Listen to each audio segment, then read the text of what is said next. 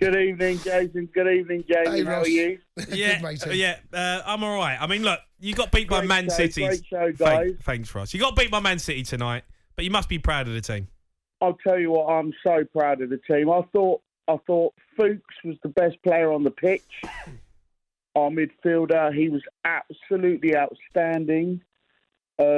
If we could have put that chance away at the beginning of the second half, You had a couple of good chances. Start the second half. We probably had the best. I think we were undone tonight by one of the best over-the-top balls I've ever seen by Phil Foden. Yeah. I mean, it was absolutely sublime. I won't take that away from him. It was amazing. And, just wanted to phone up and say how incredibly proud I was. I mean, we're bottom of the championship, but it shows you that Peterborough play football. You know, we try and play a good game of football. And I think the championship doesn't suit us because it's a bit rough and tumble, you know? Yeah, but you know what I saw tonight from your team? You got overdone by a world-class outfit with world-class players, but not one player on that pitch gave up. Not one player didn't want to put in a shift for the team. No, I understand what you mean. And to be honest, I mean, I was just the team. When I saw the team sheet, I thought, bloody hell, this is going to be. I mean. Mm-hmm. You know, they had every player they had out there, and we were just. I thought we were awesome tonight, to be honest, Peter. I thought we could have gone up 1-0 at before half time, possibly 2-0 in the second half, but it wasn't to be. But Jamie, I want to talk to you about Tottenham. Quick. Oh my gosh! I thought he was lying in the mood here. Ross, Ross, why do you want to stick the boot in, Ross? Ross, Jamie, be gentle with him. It seems to me that since Pochettino's left, every single manager's just been so moody. Yeah, well, yeah. You know what I mean? Just so moody and miserable and depressed. And I think it's because they're going into the football club and seeing how big the job is and realising they're running out of hope. Listen, Spurs managers run out of hope after about 3 months. But you know what? Conte's been there 4 months. It looks like he's been there 4 years. It does. He looks like he's been there 4 months. About 15 years since he's been there. It's like, what's going on? Yeah, but look, you know this, Jace. As a player, you go out there. You got players that will die for the team, and there's players that you can't rely on, right? They're everywhere. We all know them, and you have them in football. Spurs, I think, have got too many of them in the squad, and I think Antonio Conte is putting a team out there, not knowing which one of them is going to die for the team, and he's there on the sideline with that passion that he's got, with that fire in his belly that he's got, and he's looking at the players and thinking, what more can I do? No, but you're saying fire in the belly. I agree with you on the player front. I don't think they're giving it their all, and there's players there that aren't giving it their all. But he's so miserable. He has turned miserable. I mean, he can be. I've interviewed him when he's been. It's like Mourinho all over again. Yeah, he's. All right, Ross. Thanks for your call, Ross. And you got Peterborough fans phoning up now doing that to you. I mean, they put in a shift tonight. Do you know what it is with Conte? We talked about this in the break. Conte is used to having a squad of players that are winners, mentally tough, know how to win, want to win, and he hasn't got that at Spurs. His job is to get that somehow. He's somehow got to get that mentality changed. He has to. The mentality of the club. Look, there's a reason the phrase Spursy is about. There is, because Spurs, as a football club, from top to bottom, are Spursy. It's happened again. That's what Chelsea is. It's happened again. Every year. And you know what? It's going to happen next year. Isn't it? Yeah. It is, isn't it? It probably will. I look at the mentality of the football club at the moment, and I can't see us winning a trophy for the next 5 seasons. I can't see how we're going to win trophies when you've got a mentality like we have at the football club. I know I've said this before. What about Harry Kane, right? He is a brilliant footballer. Okay, yeah, him and the team didn't play well tonight, but he's running out of time. His career is going. He must be looking at that tonight.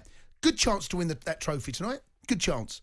You've been knocked out by a championship side, and you're out the cup again. Another trophy goes through what potentially he could win. Come through his fingers. Yeah. No, look, I just don't think you can. I don't You can't blame Conte for this at the minute. You can't. He's trying. He puts a team out there, and I'm looking at the players. He looks broke, Jay. He looks broke because the Spurs players are breaking him. Who's broken? Are they all broken? Is everything broke? Is it just a club that's broke? Is it a broken club? Well, it's not a broken club because look at the facilities of the football club. The facilities are amazing. It's an unbelievable football club to be part of. That's why you can attract Antonio Conte, Jose Mourinho, because look at the club from the outside. The problem is the mentality inside the building. But Jose, the only time that Jose has not won a trophy in his first season at a football club was at Spurs. He's been managing about 50 years. Yeah, but, all right, let's go to John, who's a Spurs fan. Another John. John, good evening. Good evening to you. All right, John. John seems all right. John, you seem quite happy. How have you got over it so quickly? Basically, I think going back to the Tottenham Hotspur thing, it's been going on for I don't even think Jamie was born then. It happened when Keith Birkinshaw left Tottenham Hotspur, and he turned around and he said there used to be a football club over there, way before you two played for us. And you, Jason, you did play for Tottenham Hotspur, so don't disrespect. Just remind him of that, John. Hold on, what's that got to do with anything? Well, before you start digging us out all the time. Well, I'm just telling the truth, John. You did score a good goal against Ipswich, bit fluke. Caught me shin. Yeah, caught me ankle bone. Shinola. Yeah. So you must have a little bit of Spurs at heart. No, no Spurs at heart. No. Let me stop you there, John. No Spurs at heart. No, that's fair enough. Okay, well, I no Chelsea. I think there's a cancer in our club with Enoch. I think it's definitely a deep-rooted thing there. We are a sports academy at the moment, which is. I went to the ground. I live in Sunderland, and I went to the ground. And it's a fantastic ground. The bar's as long as you can walk, and it's a fortune to get a pie and stuff like that in the pie. Look, John, I have to disagree with you. I really do. I've been at the football club. I've been there when Daniel Levy's been in charge, and you know a lot of the people were still at the football club.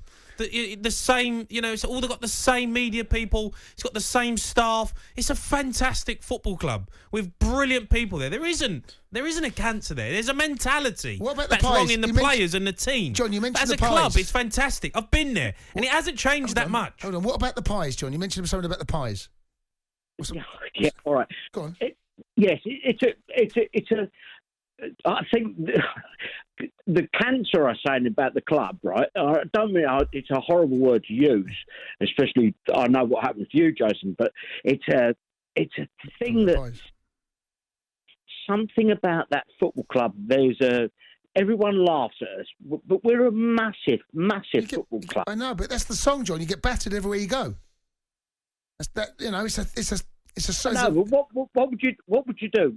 I live in Sunderland, and it's not far from Newcastle. He must have loads of friends then, Middlesbrough fans, surely. Well, no, I do a lot of work in Middlesbrough as well, so I'm going to get absolutely lucky you. What do you do, John? Yeah.